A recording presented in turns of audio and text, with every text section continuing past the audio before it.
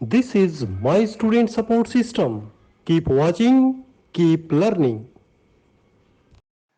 Liver या यकृत हमारे शरीर की सबसे बड़ी ग्रंथि है। ये कई बार क्वेश्चन में आता है कि which is the largest gland of our body, so that is liver,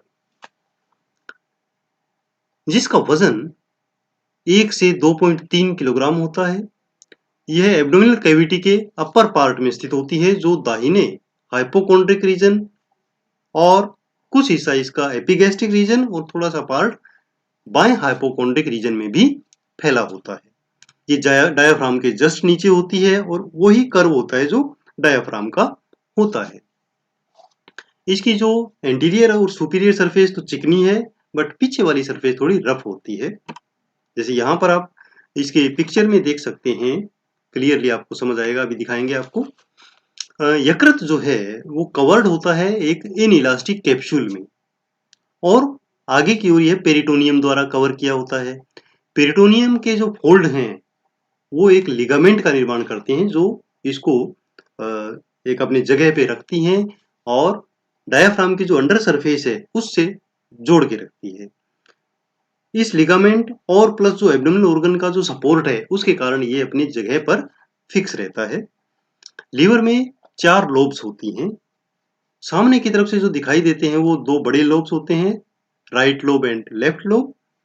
posterior side से देखें तो 2 लोब और दिखाई देते हैं, quadrate lobe and quadrate lobe. अभी इसमें आप देखेंगे, देखिए सामने की ओर से ये बिल्कुल स्मूथ है और 2 लोब हैं, राइट लोब और लेफ्ट लोब। पीछे की ओर देखने पर ये काफी अलग अलग संरचनाएं हैं, तो ये अनियमित आकार बन जाता है इसका। और यहाँ पर 2 छोटी छोटी लोब होती हैं, quadrate lobe and quadrate lobe. Liver में एक पोर्टल फिशर नाम की संरचना होती है, जहां पर बहुत सारी नलिकाएं अंदर जाती हैं या निकलती हैं। उसमें एक है पोर्टल वेन जो अंदर प्रवेश करती है, और यह स्टमक, तिल्ली, अग्नाशय, तिल्ली मतलब स्प्लीन, और छोटी और बड़ी आंतों से रक्त को लेके जाती है लीवर तक। इसी बार एक हिपेटिक आर्टरी है जो ऑक्सीजनेटेड ब्लड लेकर जाती है। यह सीलियक आर्टरी की एक ब्रांच है जो एब्डोमिनल ओर्टा से निकलती है। इसके अलावा नर्व फाइबर्स हैं, सिंपैथेटिक और पैरासिम्पैथेटिक के, जो इसमें प्रवेश करते हैं। राइट और लेफ्ट हिपेटिक डक्ट्स हैं जो बाइल लेकर आती हैं गॉल ब्लैडर में जाने के लिए। और लिम्फ वेसल्स ये लीवर से निकलती हैं, वहां से लिम्फ को कलेक्ट करके जो कुछ एब्डोमिनल और कुछ थोरेसिक नोड्स में चला जाता है। फॉल्सिफॉर्म लिगामेंट लीवर की जो 2 प्रमुख लोब हैं, लेफ्ट और राइट, उनके बीच में होता है, और ये इसे डायाफ्राम की अंडर सरफेस से लटका कर रखता है। फल्सिफोरम लिगामेंट की जो नीचे की सरफेस है वो लिगामेंट टीरिस बनती है, और लिगामेंट टीरिस जो है वो एक्चुअली फीटल जो वेन है, अम्बलाइकल वेन, उसका बचा हुआ अवशेष होता है।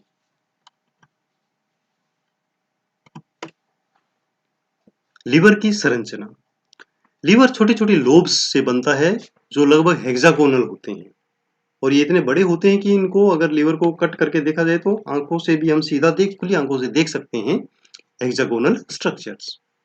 अगर इसको बड़ा करके देखें तो ये इस प्रकार की होगी। इसमें एक बीच में सेंट्रल वेन होती है और साइड में ये ट्राइड्स होते हैं, यानी एक वेन, एक आर्टरी और एक बाइल डक्ट। तो ये जो पोर्टल वेन का पार्ट है जिसको पोर्टल ट्राइड बोलते हैं, और एक हिपेटिक आर्टरी का पार्ट है, इनसे ब्लड आकर साइनस में आता है, यहाँ साइनोसॉइड्स होते हैं बीच में, और दोनों आपस में मिल जाते हैं और धीरे धीरे ट्रेवल करके सेंट्रल वेन में पहुंचते हैं। इसी ट्रेवलिंग के दौरान इसमें से न्यूट्रिएंट्स और ऑक्सीजन ले ली जाती है और कार्बन डाइऑक्साइड इसमें छोड़ दी जाती है, और ये बाइल का प्रोडक्शन करती हैं जो सेल होती हैं हिपेटोसाइट्स, और ये बाइल कैनालिक्यूली में आ जाता है और फाइनली ये बाइल डक्ट में आता है। ठीक है, तो ब्लड का प्रवाह इधर से सेंटर की तरफ और बाइल का प्रवाह सेंटर से पेरिफेरी की तरफ होता है। साइनोसॉइड से रक्त की जो नलिकाएं हैं वो केंद्रीय या सेंट्रियोलोब्युलर नसों में जाती हैं। तो ये सेंट्रल वेन है, ठीक है, तो यहां तक ब्लड आ जाता है। ये जो सेंट्रल वेन है वो आपस में जुड़कर बड़ी वेन्स का निर्माण करती हैं और फाइनली ये यकृत शिराएं बन जाती हैं, हिपेटिक वेन्स बन जाती हैं जो लीवर से बाहर निकलती हैं और इंफीरियर वीना कावा में अपना अनऑक्सीजनेटेड ब्लड डाल देती है। लीवर के जो कार्य हैं या यकृत के जो कार्य हैं उनमें एक तो है बाइल का सिक्रीशन करना, महत्वपूर्ण कार्य है। जो राइट और लेफ्ट हिपेटिक डक्ट हैं वो आपस में जुड़कर कॉमन हिपेटिक डक्ट बनाती हैं जो यहाँ से अपना जो बाइल है वो गाल ब्लैडर की तरफ पहुंचाती हैं। ठीक है, और गाल ब्लैडर जो है मेनली वो इसको कंसंट्रेट करने का काम करता है बाइल को। लीवर के कार्य क्या है? लीवर जो है हमारे शरीर की बहुत ही सबसे एक्टिव ऑर्गन है, बहुत सारे कार्य ये करता है जिसमें मुख्य है कार्बोहाइड्रेट का मेटाबॉलिज्म, प्लाज्मा ग्लूकोज लेवल को बनाए रखने के लिए यकृत की जो महत्वपूर्ण भूमिका होती है। भोजन के बाद जब ग्लूकोज का स्तर बढ़ता है तो हार्मोन इंसुलिन के प्रभाव में इस ग्लूकोज को वो कन्वर्ट कर देता है ग्लाइकोजन में, और जब ग्लूकोज का स्तर कम होता है तो इस ग्लाइकोजन को हार्मोन ग्लूकेगोन के प्रभाव में फिर से ग्लूकोज में कन्वर्ट कर दिया जाता है और इस प्रकार ग्लूकोज का सामान्य स्तर रक्त में बनाए रखा जाता है। फैट मेटाबॉलिज्म, जो हिपेटोसाइट्स हैं वो ट्राइग्लिसराइड को स्टोर करती हैं, एटीपी उत्पन्न करने के लिए फैटी एसिड्स को तोड़ती हैं, लाइपोप्रोटीन को संश्लेषित करती हैं जो शरीर की कोशिकाओं से फैटी एसिड लाते हैं और लेके जाते हैं। कोलेस्ट्रॉल का भी जो संश्लेषण है वो लीवर में ही होता है जिसका उपयोग बाइल साल्ट्स बनाने के लिए किया जाता है।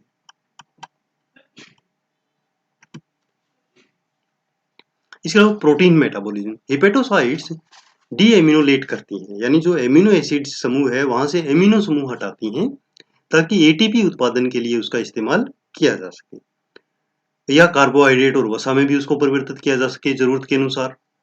इसके परिणाम स्वरूप जो विषाक्त अमोनिया बनती है उसे भी कम विषाक्त यूरिया में कन्वर्ट कर दिया जाता है जो यूरिन के साथ बाहर निकाल दी जाती है। हिपेटोसाइट्स प्लाज्मा प्रोटीन्स को भी संश्लेषित करते हैं जैसे alpha beta globulins, albumin, prothrombin और fibrinogen. Processing of drugs and hormones, liver शराब और अन्य जो टॉक्सिक पदार्थ हैं उनको प्रोसेसिंग करता है और शरीर से बाहर निकालने का कोशिश करता है। पेनिसिलिन हुआ, ड्रग्स हुए, इरिथ्रोमाइसिन, सल्फोनामाइड्स, इनको बाहर निकाल सकते हैं। और रासायनिक रूप से ये जो हार्मोन्स हैं जैसे thyroid hormone, steroid hormone, oestrogen, aldosterone, इनको भी इनका रासायनिक स्वरूप चेंज करके इनको एक्सक्रीट करवा सकता है, शरीर से बाहर निकलवा सकता है।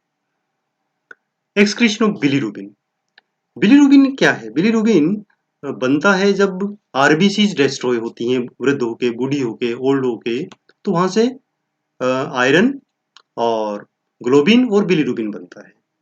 तो इसमें आयरन और ग्लोबिन का तो यूज हो जाता है, रिसाइकिल हो जाते हैं, बट जो बिलीरुबिन है उसको एक्सक्रीट किया जाता है बाइल के साथ। ये जो बिलीरुबिन है ये इंटेस्टाइन में आकर उसका जो बैक्टीरियाज होते हैं वो उसको मेटाबोलाइज करते हैं और स्टीरोकोबोलिन के रूप में मल के साथ बाहर निकाल दिए जाते हैं।